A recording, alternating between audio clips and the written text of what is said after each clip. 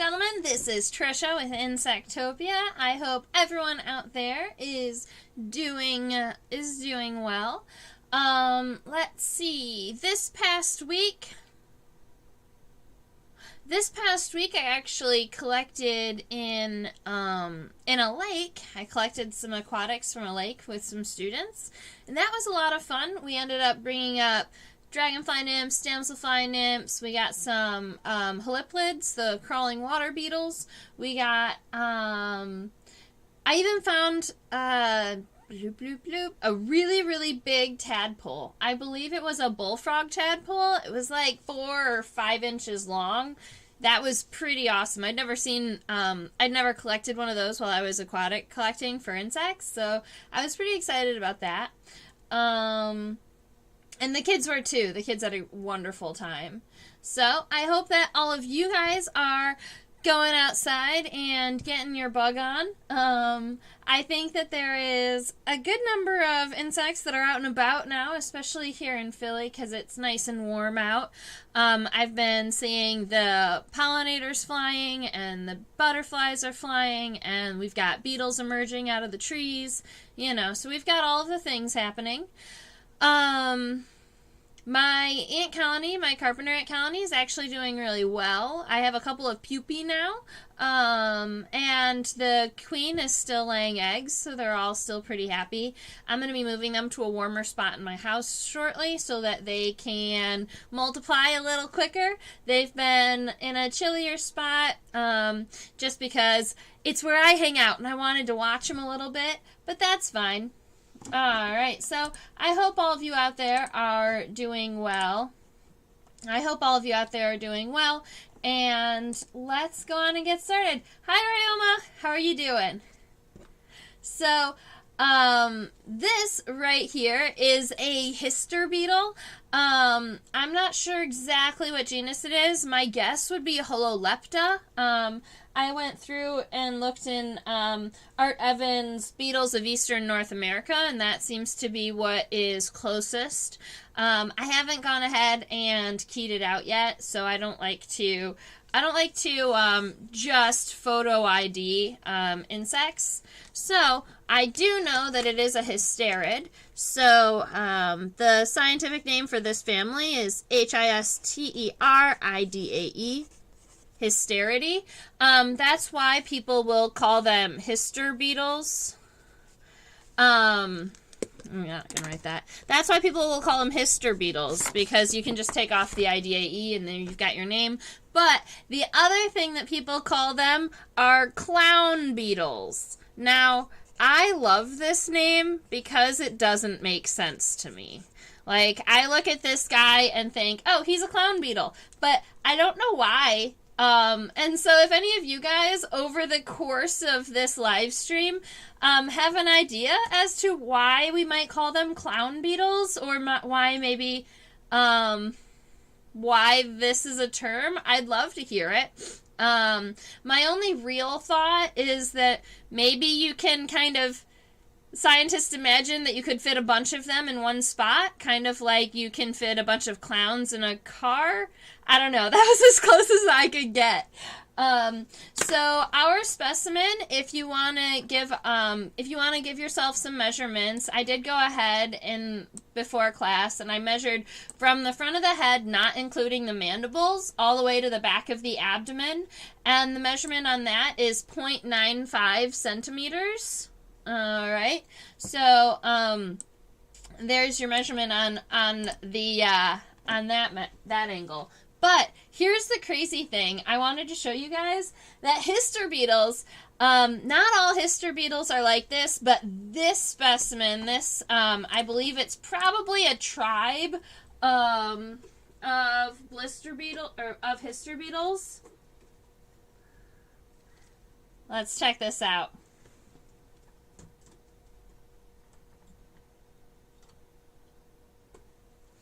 He's super, super flat. I say he, I'm not sure if it's a male or female, so I should say it is super, super flat.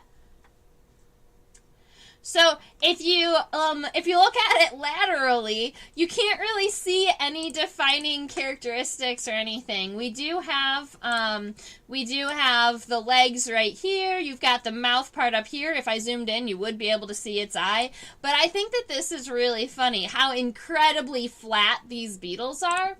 And it's only this group. Let's see. So if I put a measurement on its width at its widest point,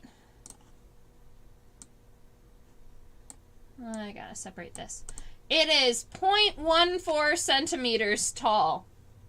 So 1.5 millimeters, right? So that is an incredibly flat beetle. And the reason that they're so flat is because they spend their time underneath the bark of dead and dying trees. So they are really flat to give themselves the ability to squeeze underneath the bark.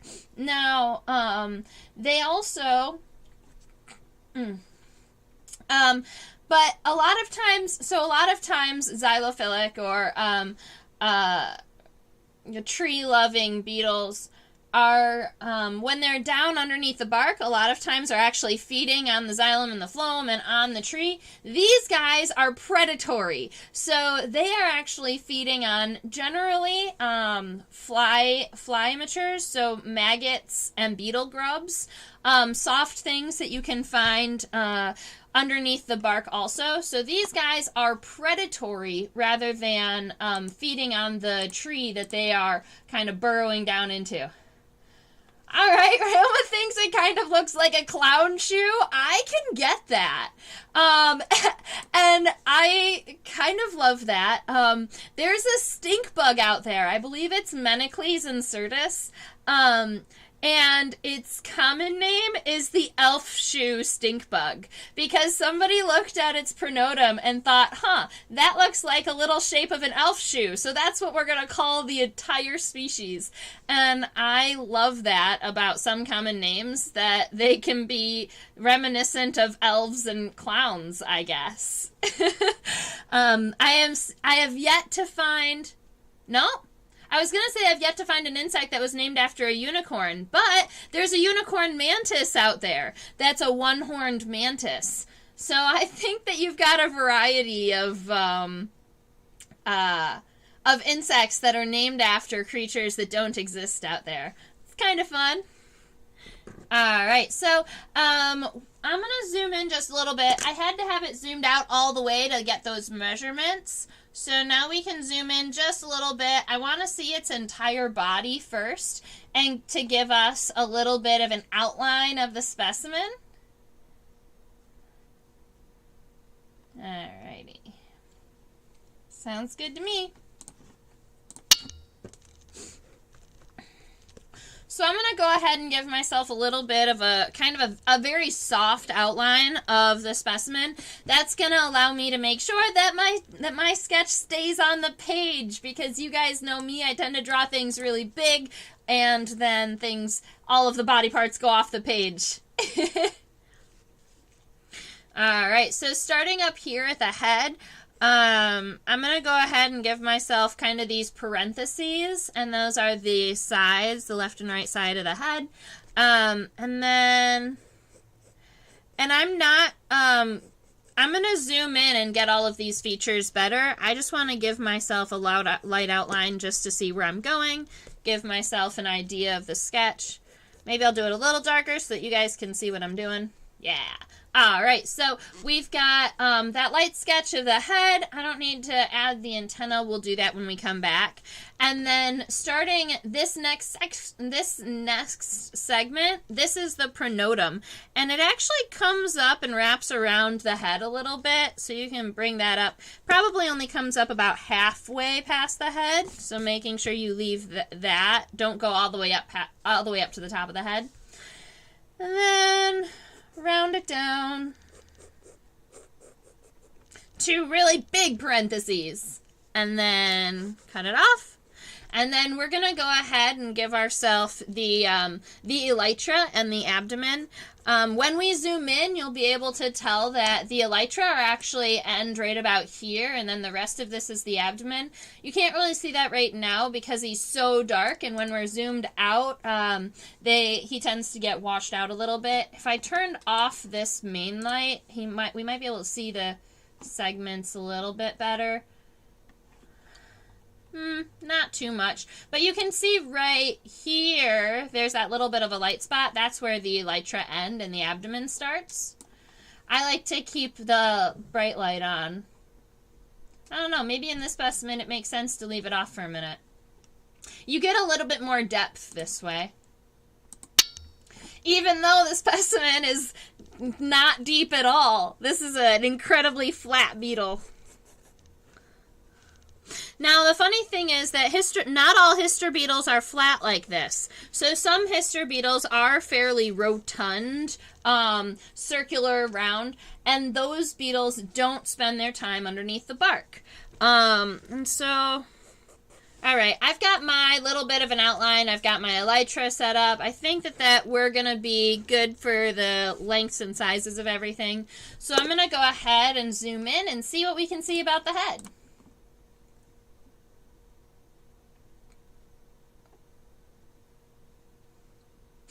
The first time I found a Hister beetle, I was pretty excited. I didn't know what it was, and it was so flat. I was like, look at this guy, and he was, opening and closing these big mandibles, so he's like trying to be scary, but, I mean, come on. He's super cute. Can you see that? Alright, I'm going to see what happens if we flash this light on, see if we can, I like that a little bit better. Once we start zooming in, more light is better, because your, the amount of space that you're looking at is smaller, so you have less light coming up into the lens. So the more light you have, as you zoom in, you need more and more light. What I'm trying to look for is to see where its eyes are, because right off the bat, I'm not seeing its compound eyes really well. So I'm going to go ahead and zoom right here into the side of his head to see if we can find his eyes.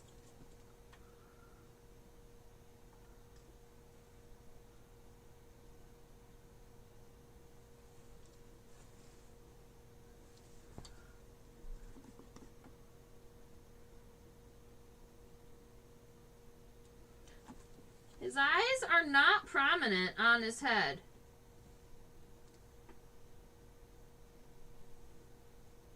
Where are your eyes? I wonder if his eyes are ventral. I'm going to flip him over really quick. I want to see if we can find his eyes. A lot of times, Hister beetles are one of those beetles that like to give rides to mites. Yeah, see, we found his eye. It's on the bottom. What are you doing? Alright, so, right... Oh, wow, he's really hard to see, huh? And zoom out a little bit. See if we can give yourselves a little bit of light.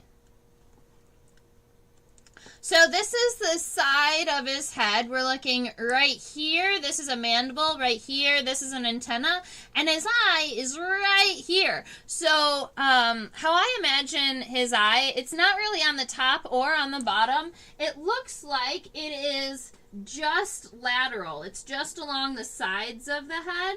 And so it's kind of hard to see from the top or the bottom. And because he's not really tall, he's not really deep, his eye can't be too large.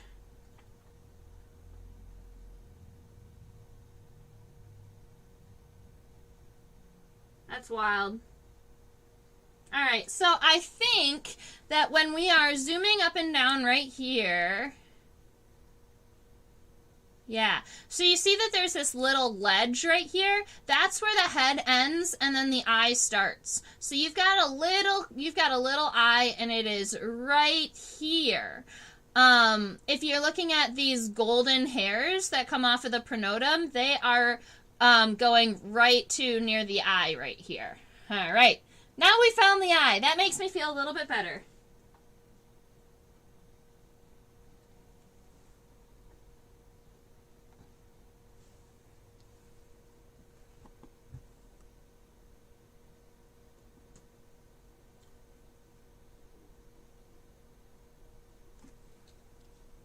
Come on. Go into focus, friend. There we go. Oh, come on. You got this. There we go. Okay. Alright, so I'm going to go ahead and start on this head right here. We want to make sure, I'm going to go ahead and erase these up here. I'm going to sketch them better. Alright, so I'm going to go ahead and darken these parentheses, these sidelines. I think that they are pretty characteristic to the specimen. I think that they're pretty good. And then I want to make sure that we do give him little itty bitty compound eyes, right? So just along the edges. Very, very thin. He's got these compound eyes on both sides. So making sure to at least give them to him, right? He deserves his eyes. And so the head comes up around here, and it ends right here, and it's kind of flat. And then you can see these are the mandibles or the mouth parts coming out. So if we are looking here, we're going to bring the head in just a little bit. That's also going to allow us to have space to add those antennae between the eyes and the mouth parts. And then we're going to go in and give it these large mandibles. Notice that they are larger at the base than at the tip. So as we're coming back down, just making sure that we give them that strength, right? That he's a little bit larger, that they're a little bit larger on the base. And then we're going to try as best as we can to make sure that the left and the right match. So it looks like my right needs to get a little bit larger at the base, so cut that angle just a little bit. Yeah, that's better.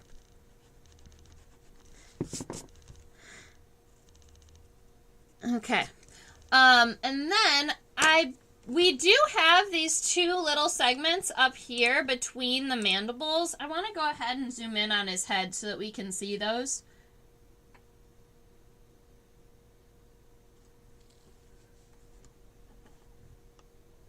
Yeah. So we do have these two little segments up here in the front, and I believe don't quote me on this. But I'm pretty sure that that's the labrum. So if we are looking, this is where the head kind of ends, and then we have the mouth parts, and then that's kind of like the upper lip right there. A lot of times that upper lip is this type of, it has this type of shape. So you can kind of see it there where the middle is constricted.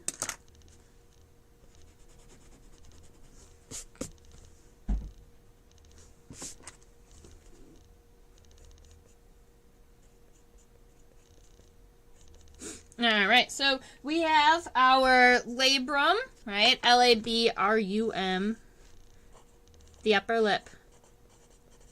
We have our mandibles.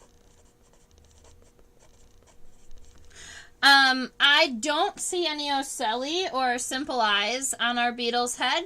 I do see palps right here and here. Those are our mouth fingers, right? I'm not exactly sure what these segments are. Those might be that might be the maxillary.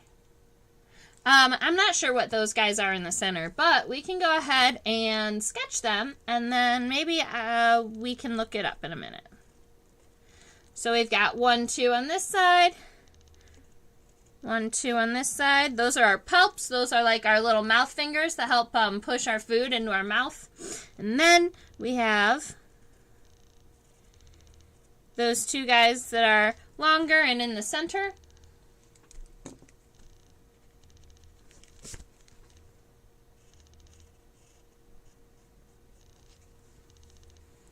My guess is that they're another set of palps.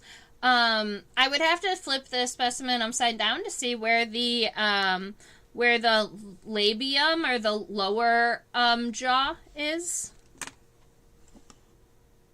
And you know what? This head It doesn't go flat all the way across. It does come up a little bit. So I'm going to change my sketch just a little to take that into account.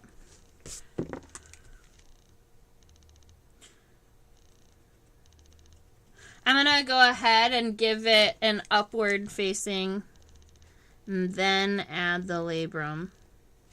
That's going to be a lot better, I think.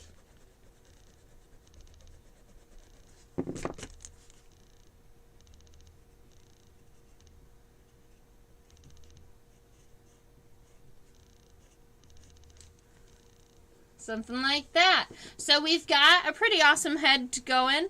Now I do want to go ahead and zoom in on our antenna.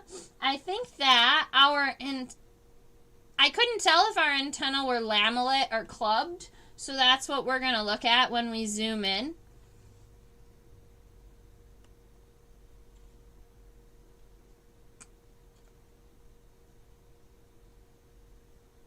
We're going to go to the one on the other side. It's the one that's going to have a little bit more light, I think. Come on.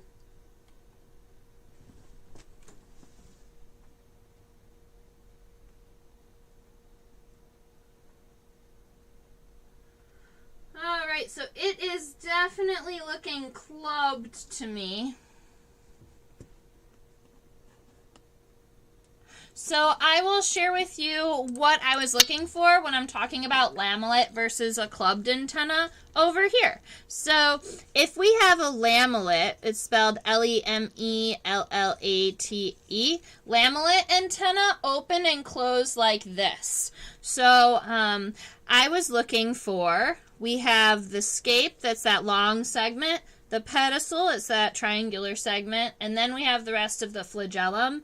And it looks like you've got 1, 2, 3, 4, 5, 5 normal segments, and then 2 segments that are part of a club on our guy. But if this was lamellate,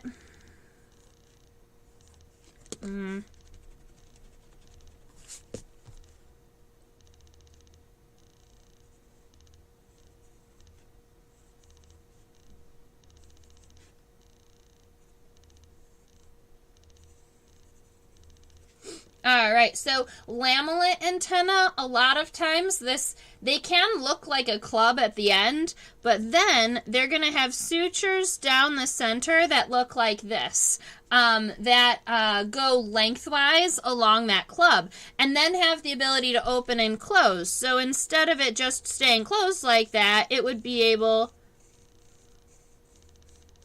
to open up to look something like this, like a flower, right? Whereas a clubbed antenna has our scape, our pedicel, and then our flagellum. And the club is going to be one large segment and doesn't have the ability to open. So that's what we're looking at. And our clown beetle, our Hister beetle, has this one right here. It has a clubbed antenna, not a lamellate antenna. But that was something we had to zoom in to check for, because I wasn't really sure if there were sutures or if there were segments in between. I hope my camera is staying focused. It looks almost like it's... That might even be better. Okay. All right, so we're going to go ahead and sketch our antenna.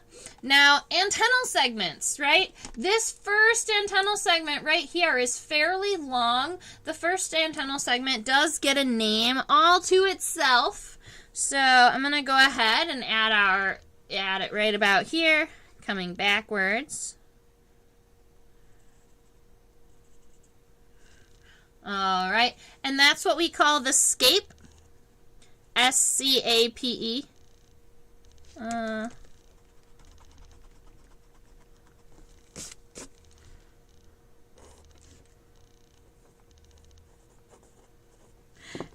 And then the next segment, that's going to be this one right here that kind of gives us this angle.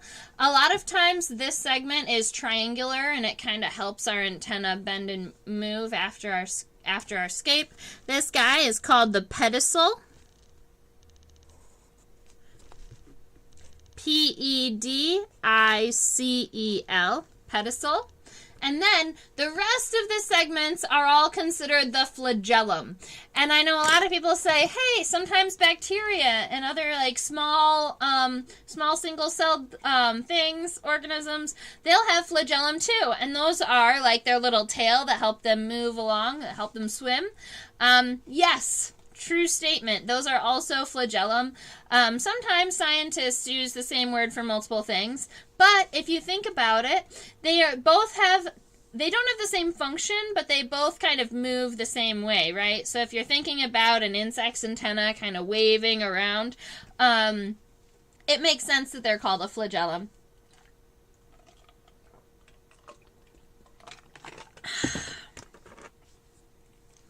All right, so our segments, our flagellum is 1, 2, 3, 4, 5 segments, and then 6 and 7. So, 1, 2, 3, 4, 5, and then a wide one, 6, and then 7. I think my antenna may have gotten too long. Let's go ahead and zoom out.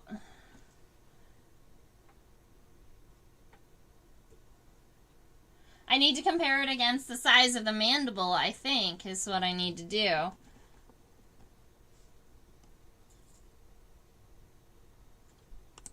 Right about here.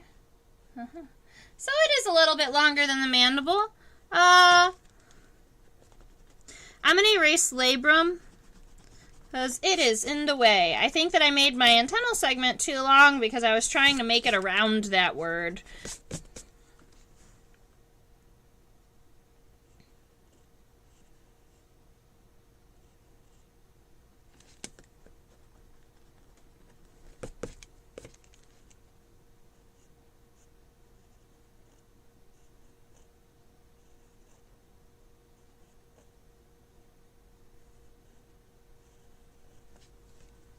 Yeah, that's a little bit... Oh, I forgot to turn my camera back on. That might be a little bit better. I'm not happy with the flagellum.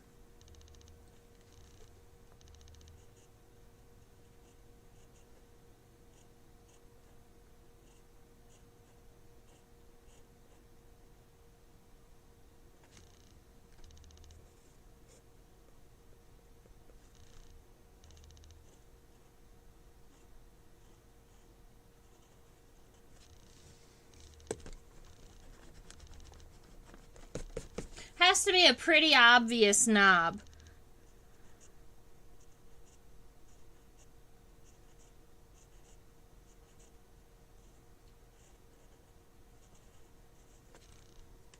That's better. All right, so you've got these very, very thin segments coming up to the knob. There are very, very fine hairs also leading up to the knob, so you can go ahead... or the club. You can go ahead and add some fine hairs if you'd like. Alrighty, now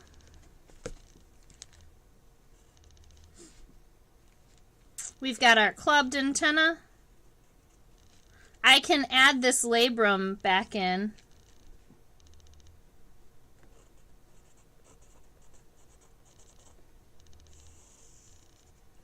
He gets a wavy line. Labrum, right here. We got the scape, the pedicel, and then these guys are the flagellum.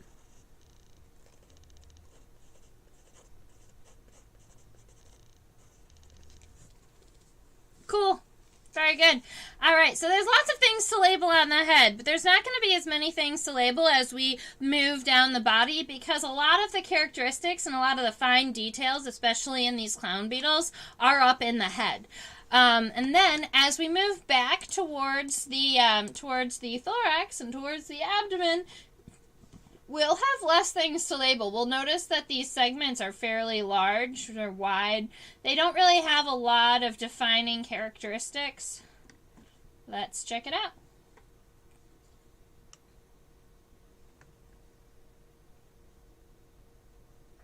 All right, so there you go. This next segment is the pronotum. it comes straight across the head, and then it will come up at an angle about halfway up the eyes. That'll give you a measurement against your own specimen. And then you're going to give it this wide arch down. Mine is going to be just a little bit narrower. Nope, I'm just going to have to blow it out a little bit.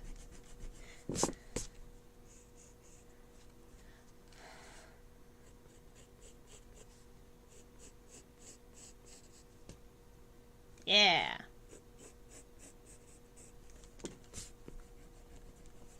So we're giving ourselves a pretty wide, pronotum, and we've got these angles, and then coming back over here, trying to make these the same. My labels tend to get in the way. I need to do my labels in pen, in ink, and my sketches in pencil. I think that will help with both reading the words, and if I have to erase things, I don't erase the words.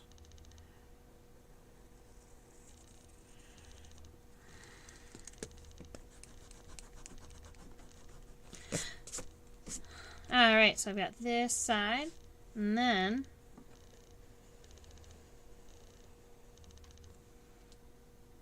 that's about right. I'm happier with the left side than the right side.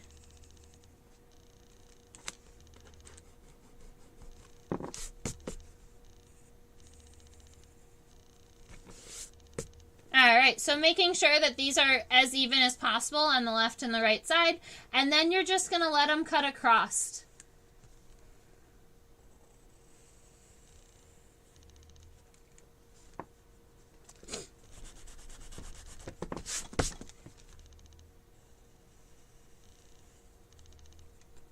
Yeah, and making sure that that stays pretty flat. The first time I did it, I gave it an angle, and it just doesn't look it doesn't look right? So you want to make sure that this is pretty flat.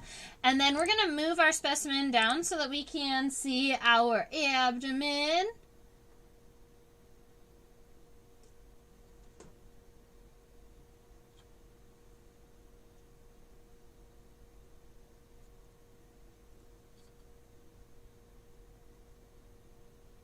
Alright, so something that we are not seeing that a lot of times we do see on beetles is the Skeutelum. So normally right here in between the elytra, up here kind of in between the elytra and the pronotum, right here, there's normally this little triangle spot.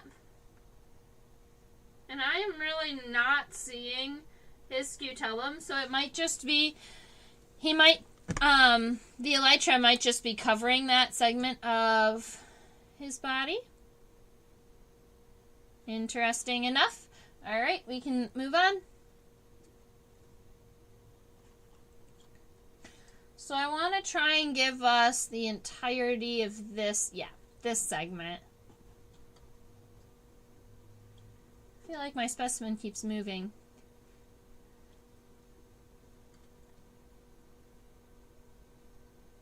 It can't be moving, it's not alive.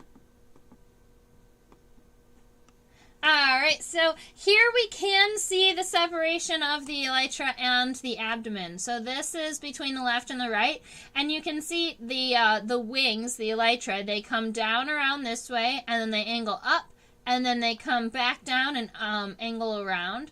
So those are the elytra, and these are the abdominal segments. I believe we can see 3 segments from the top, but let me double check on the microscope myself. Yeah, it's looking like 3.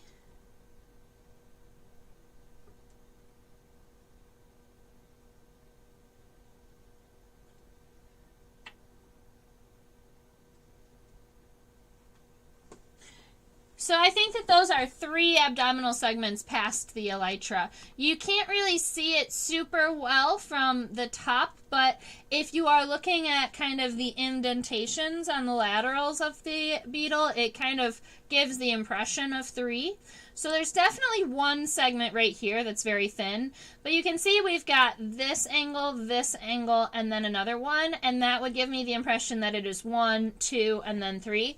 Although I can't see the line right here that separates the first and the second one. So when I sketch it, I'm going to give it these angles along the edges, but I'm not going to give it this suture right here. I will give it the suture here because that one is pretty obvious from the top. So we're going to go ahead and sketch. There is a little bit of an indentation right here. There's a little bit of a separation between the pronotum and the elytra. So don't just go ahead and make it come down from here. You want to come in a little bit where the pronotum is still flat and pull it out from there. That's going to give you the angle that you're looking for. All right. And then you want to bring it down and imagine where the elytra would end, because there's a little bit of an indentation where the elytra end. You can see that right here. And then bringing it down for segment 1, segment 2, and then I'm gonna just end here at segment 2, because we wanted this line here anyway between the second and the third segments, and so I added 1 and then 2, and I gave myself this line, and then the third segment is very thin and it comes right here. So that's how I'm going to sketch him. I'm going to go back in and erase any of these very light lines, because now I've got an overall sketch of my abdomen. I don't need any of those anymore. Alright, so I've got my outline. This comes out just a little bit too much for my liking, so I'm going to try and even it out just a little bit. Alright, go ahead and look at the center line of your insect. That's the center of the mandibles, the center of the pronotum, and give yourself a mark right here where the center of your insect is. I think mine's a little bit to the left. It's about right there. Sometimes, I mean, this one is pretty wide, so I could even take a ruler and see where my center line is. It's going to be... Actually, I got it pretty on spot. All right. And so then we're going to take that line and make it vertical. We're not going to go all the way down, because remember, the elytra don't cover the entire abdomen. So from this angle right here, we're going to be coming up, trying to make it even on both sides. Alright, so we've got, these are the elytra, E-L-Y-T-R-A, and then we have, this is the pronotum, Alrighty. And these are the abdominal segments. I'm not super happy with how, it almost looks kind of chubby.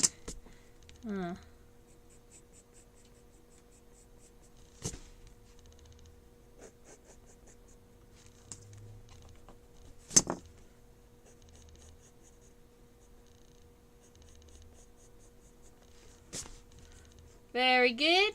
Alright, and so I've got my elytra, I've got my abdominal segments. I might give it just a very faint line here. I think it'll make it look a little bit better. Sure. Alright, so I've got most of the head, the thorax, and the abdomen, and this specimen has these pretty cool legs. So, I have put now all of my labels on the left, and so what I'm going to do is I'm going to add my legs onto the right-hand side.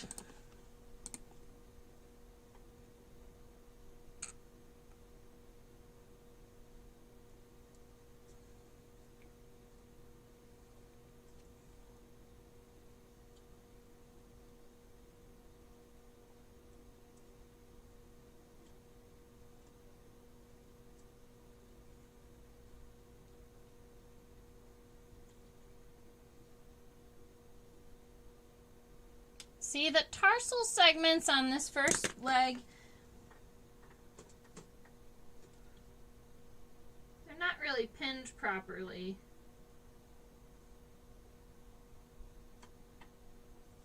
They went up. Silly toes.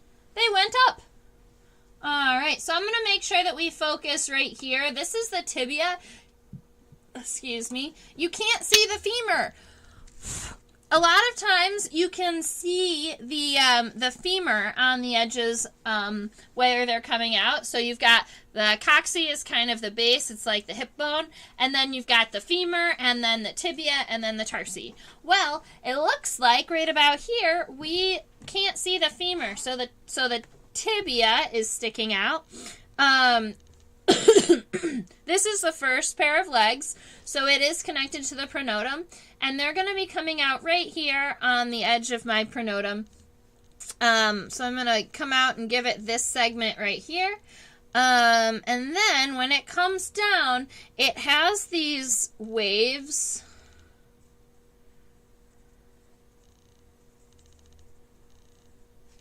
Yeah, something like that.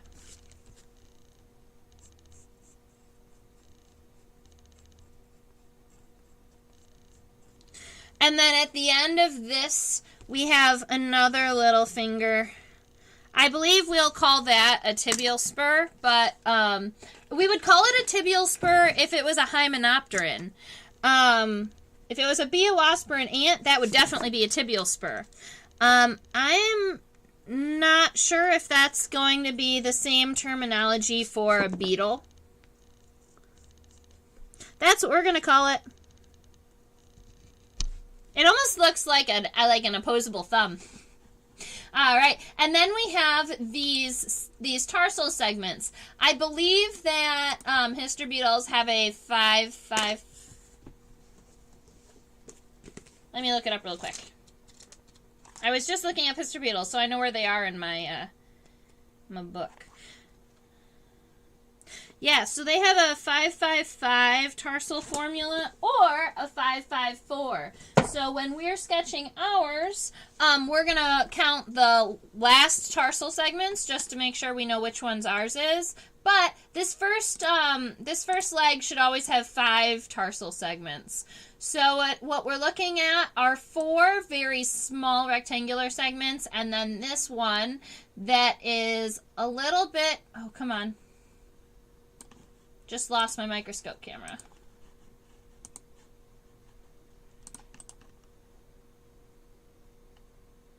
There we go. And then we've got this one right here that is just a little bit longer, and it's got our tarsal claws on it.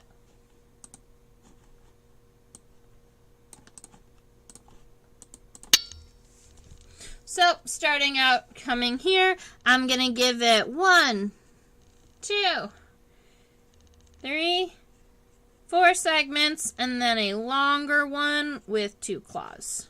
All right, so that's our first leg, and then we're moving back to our second pair of legs, and those are going to look like they're coming out from underneath the elytra, but that is not the, oh wait, check that out. So the second pair of legs, what we are looking at right here, this is the femur, and then this is our tibia and our tarsal segments. 1, 2, 3, 4, 5 again, so we're still in good shape. And that's going to be coming out right about here in the bottom of our pronotum. So we've got that little segment, that's a femur. And then our tibia. Now, make sure that the spine is on the side that's closer to the body. That is fairly common in most insects. When they have a tibial spur, a lot of times it's on the inside of the leg, not the outside of the leg. And bees, wasps, and ants, a lot of times they use it to clean themselves. This also might be used to clean himself because Hister beetles do frequently get mites. So they'll have mites that kind of hop along and enjoy the ride. So it wouldn't surprise me if they knocked him off every now and again.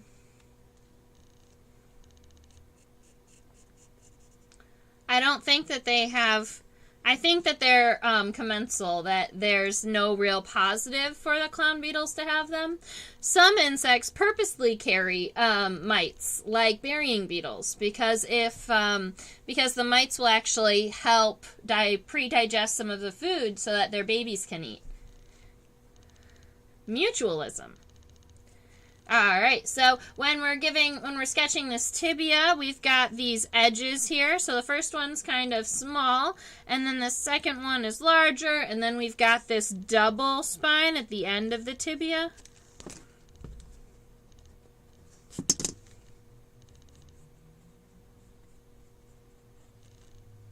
That's pretty, I like that. I think that that's pretty cool. All right, so I'm going to go back in and darken these lines just a little bit. And then I'm going to come in with with that spur right here.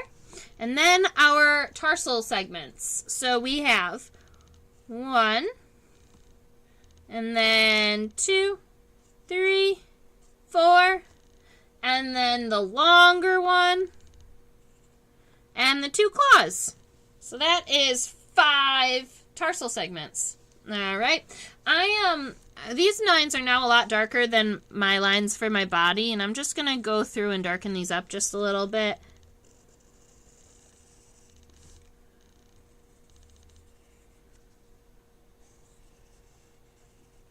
One of these days, I'm going to just do this in pen. Pen still makes me just a little bit nervous. All right, so I'm going to go in and add our hind leg.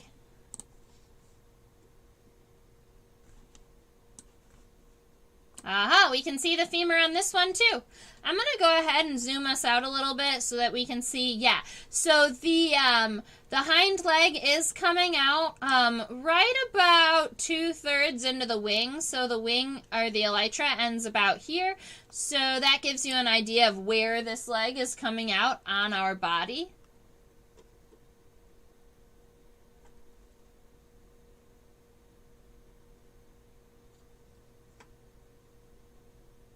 So now the question is this Hister beetle a 5-5-5 or a 5-5-4 tarsal formula? 1, 2, 3, 4, 5. Looks like our beetle is 5-5-5.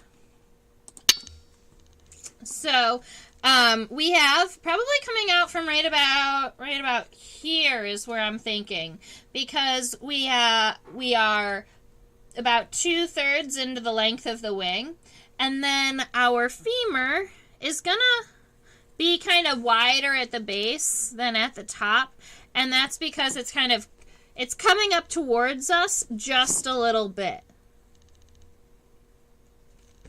All right.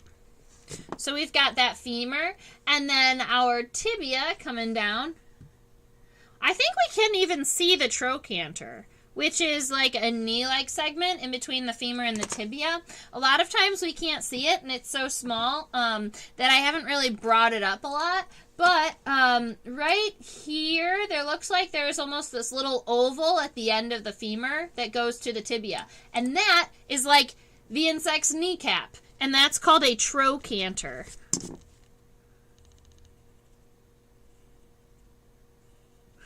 So you would have... This is the femur. This right here would be the trochanter, which is spelled Trochanter. And then you've got the tibia. And our tibia is coming down pretty smooth on the inside until you get this angle where its spur is going to be coming off of. And then on the outside, it comes around and it's got a little bit of a spine here, and then a double spine at the base where it comes back. All right. And then we've got the spur. Keep in mind the spur is always on the inside. So if you were going ahead and sketching our legs on this side, make sure that that spur goes towards the inside of our insect, never the outside. And a lot of times I'll see this with students if I'm just sketching the right hand side. When they take this image over to the other side, they forget to flip it. You need to make sure that you flip the leg features. So the spines are always on the outside and the spur is on the inside, even on the other side. All right, so we're going to go ahead and add our tarsal segments, which is 1, 2, 3, 4, and then this longer one, 5. All right, so we can say I'm going to say it right here in between the legs. I'm going to write tarsal formula 5-5-5. So that's how we write tarsal formulas, with dashes. And then you see the first is the first leg, the middle leg, and the hind leg, and how many tarsi they have. And in beetles, this is very important. We count tarsal formula a lot in beetles. You don't really see tarsal formulas in very many other insect keys, unless you're getting pretty far into, like, well, yeah, you don't really see tarsal formulas much in other keys. I haven't, at least. All right, I'm pretty happy with our Hister beetle. Let's check him out full size to make sure we didn't miss anything from the top.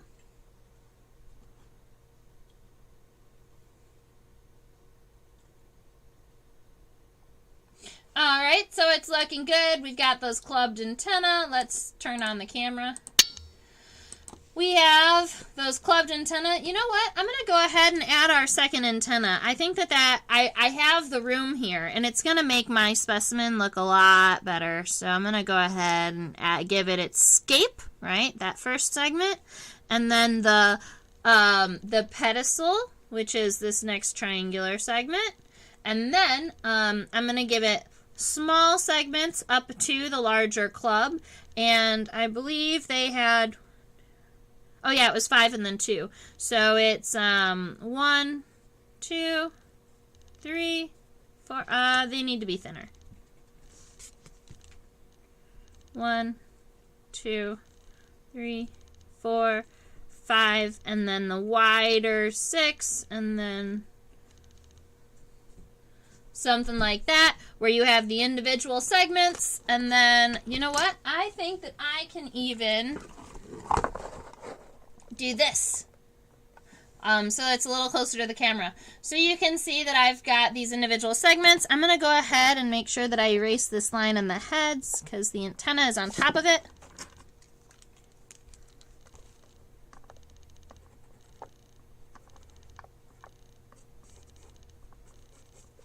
All right. One thing that our specimen had that I hadn't added yet were these, they had golden hairs along the inside of the pronotum that kind of brushed the bottom side of the eye. I'm going to go ahead and add those when we're looking at our specimen. I think that they probably function pretty, they're probably pretty important for cleaning the eyes. That's my guess. Because this head does move as, when I collected it, he was kind of, these guys are kind of fun to watch because their head can almost tuck into the pronotum, and so the head moves kind of in this direction. It comes up and down, and it'll kind of, it can kind of tuck its head almost into its pronotum. And they do also have the ability to completely close their jaws, so they can kind of tuck up and look like a rock. They can look like pretty much nothing sometimes because they are so incredibly flat. All right. I just want to say thank you, everyone, for hanging out with me today. Let's see. I'm going to go ahead and leave it right here. Okay.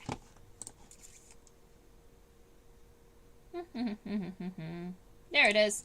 All right. I want to say thank you, everyone, for hanging out with me today. I had a lot of fun sketching our clown beetle. If you come up with a reason that these guys might be called clown beetles, let me know. I'd love to hear it. I do like Ryoma's thought that it kind of looks like a clown shoe, and it is kind of flat and wide, so I think that that's kind of funny.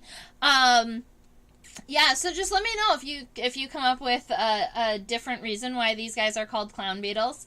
If you've really enjoyed hanging out with me today, and you know a child, a student who would like to hang out, maybe not get so far detailed with these insects, but hear fun bug stories and share their love of bugs with other students their age, I teach on a platform called OutSchool. This is where students can sign up for weekly bug clubs, and we just hang out. We talk about a new bug every week. We tend to sketch in color. So this recently we talked about native bees, and we talked about the leafcutter bee, right? So we talked about the scopa, or where it holds its pollen, and then we have our, well, these are green, I promise, but there's a green screen, so it's going see-through. So you've got the leaves, and then we talked a little bit about how the students could build their own bee hotel, right? And so that's one of the things that I love to do. And if you know a student who'd love to talk about about a different insect every week, I think next week we're talking about praying mantids. So I think that's a really cool one to be introduced to. Join me there. You can find the link in the description box.